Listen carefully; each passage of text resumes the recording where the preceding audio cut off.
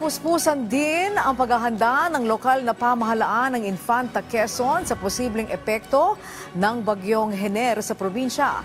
Humingi tayo ng update niyan sa sentro ng balita ni Bernard Ferrer live. Angelique, makulimlim na panahon na kung minsan ay nagpaparamdam ang haring araw dito sa Infanta Quezon sa kabila ng bagyong Hener. Pero ayon sa Infanta MDRMO, hindi sila nagpapakakampante at patuloy nakabantay sa lagay ng panahon.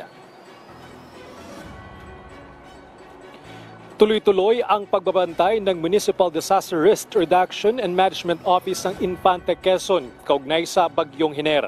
Naging maagap ang pagsasagawa nila ng pre-disaster risk assessment meeting kung saan sinuspende nila ang pasok sa kinder hanggang grade 12 at alternative learning system sa pampubliko at pribadong paaralan ngayong araw.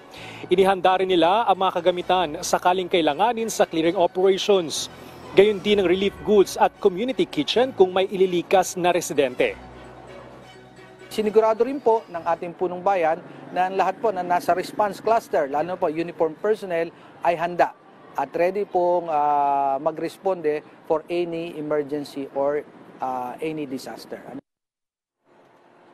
Nagbigay din ng ulat ang Municipal Engineering Office at MDRRMO patungkol naman sa inspeksyon sa flood control dike.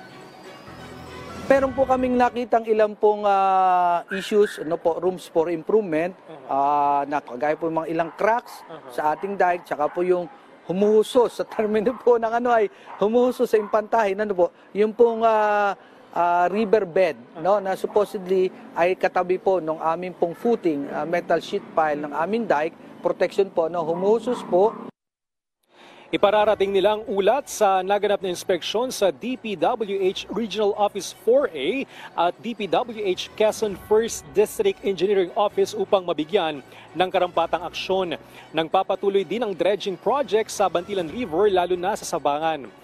Pinalalahanan naman Infanta Mayor Filipina Grace America ang kanilang mga opisyal na iparating sa mga mamamayan ang mga kinakailangang impormasyon upang masiguro ang zero casualty. Angelique, magandang balita dahil hindi na nagpatupad ang Infanta LGU ng paglilikas sa kanilang mga residente. Sa ngayon, inalis na rin ang signal number 1 sa Infanta.